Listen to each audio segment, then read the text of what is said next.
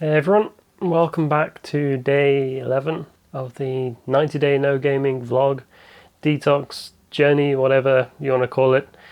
If you haven't seen them already, make sure you go and check out the playlist in the description below to watch all the videos and get an update. I released a short vlog kind of thing, travel vlog of my trip to the sticky waterfalls in Chiang Mai yesterday, and I've been overwhelmed with the with the response from it. It's been kind of amazing.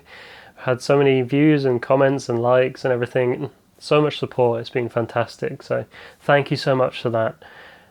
But I thought in this video I'd do a little story, I guess, of how I kind of got started with being a digital nomad, as it's called, in Thailand, and how I went from what I was doing before to what I'm doing now. I suppose I'll start at university, I guess. I went to university to study physics, nanophysics to be precise, and I had a good time. Things were okay. My first year went pretty well, but after that things started degrading pretty fast, and a whole load of things happened, and eventually I ended up failing out in the last year. I say the last year, I was about 3 months from finishing. Or maybe I'd even finished the course technically. All I had to do was a few little things which I'd managed to talk with my professors about, and in order to get the lowest physical grade you can get, like below even a third or a pass or whatever it is, it's like lower than that. I didn't know it existed, but all I had to do was a few things, but a whole host of like mental health problems and stuff got in the way, and I didn't end up finishing it. So what did I do after university? I didn't really have a plan. I was working in a restaurant, which I'd been doing for the last couple of years, and so I got my old job back, while in my spare time I was working on my online business ideas. Now these were things that I'd been learning about for a couple of years since I was 19. It was the first time I really got involved in entrepreneurship and learning about that online business space. It was actually an advert from Tai Lopez, you know, the guy that's like, here in my garage, just brought a new Lamborghini. It's like that video. Some of you might remember it, but that was what introduced me to that world of entrepreneurship, because before that I'd never even known it was possible. And so after university I committed to doing all sorts of things like affiliate marketing, blogging, marketing, all these kind of things, but never really getting anywhere. I kept starting projects, not finishing them, and that's pretty much how my story would go for the next few years. I'd be working at the restaurant all the time, doing a few side jobs, and I was making a bit of money from photography, which I'd recently got into, but nothing major, and that was about it. And eventually I got offered a job down in Cardiff to run a restaurant with my friend. It was a startup restaurant. I helped him manage it, oversee it and everything, and see it through to opening. It was a great experience, and during that trip I actually became a Twitch streamer, which a lot of you might not believe, but I was streaming on Twitch and I was doing really well actually. For my first month I was getting over 50 viewers regularly to my stream, earning over $100 a month, which, if you know anything about Twitch streaming, is kind of ridiculous. Those numbers are almost unheard of. It'll take people over a year to get to that point, but as a result of that success, I'd actually forced myself into such an unhealthy routine that I became so depressed and so dissatisfied with my life that I ended up quitting and moving away from streaming altogether. And it wasn't until July, I think, of what would be 2018, when I went on a 3-week expedition to Canada, or to the Yukon to be more precise, which is way up in the northwest of Canada. And I joined the British Exploring Society on this 3-week expedition, where I had no technology, no phone, no internet, no nothing, just a camera, GPS, backpack, food, water and whatever else. And it was, honestly, it was life-changing. There's no other way I can describe it. There's not many weeks that go past where I don't dream about being back in the Yukon, being in those mountains surrounded by endless pine forests and huge lakes, waterfalls and rivers, clean air, the quiet, the peace, the serenity of it all is just, it makes me want to go back so much and just live live there basically.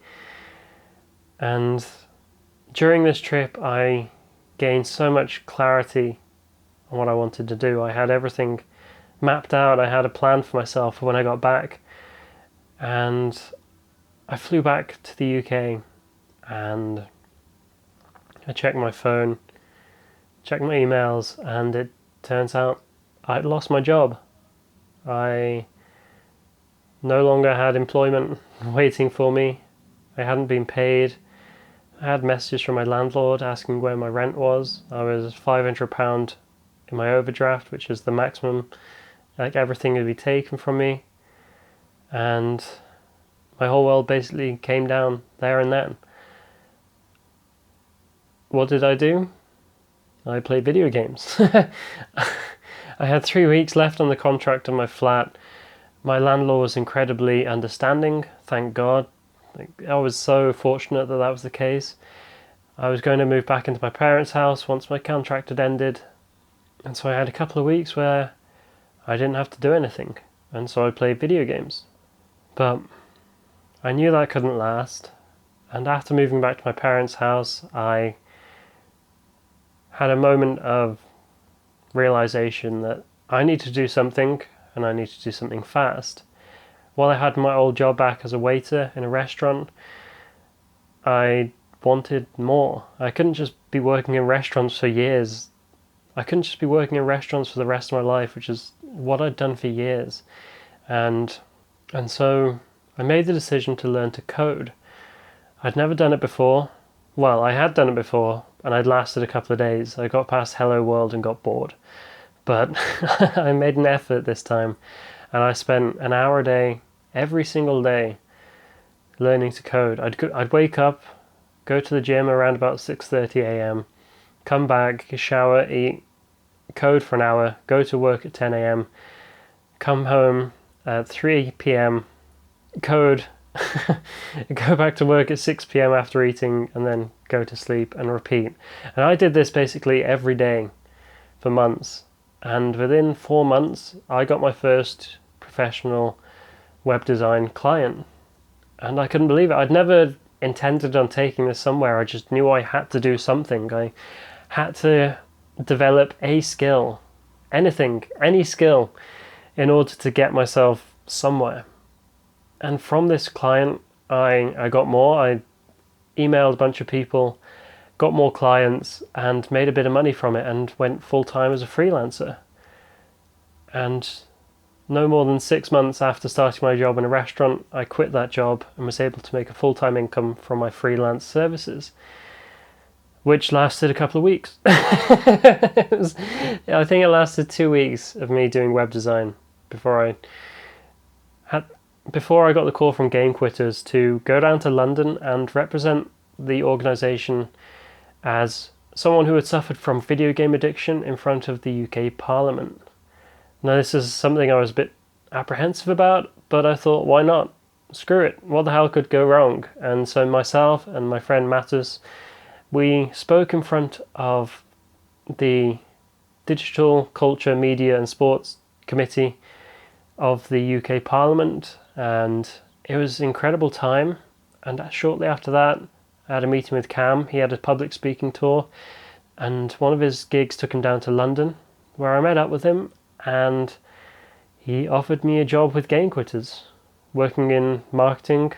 It was, I think, started on $1,000 a month, and he told me, if I pay you $1,000 a month, you can live in Thailand if you want. You can save up money, come out here, and with $1,000 a month, you can make do, you can survive. I didn't believe him. I'd never even considered of moving to another country to do this work. And so, yeah, I was working, I was writing a lot, I was making videos, I was doing community management, social media stuff, and that progressed more and more. I started the podcast, got more involved in the marketing side of things, email, search engine optimization, sales funnels, programs, all that kind of stuff. And it progressed into what I'm doing today.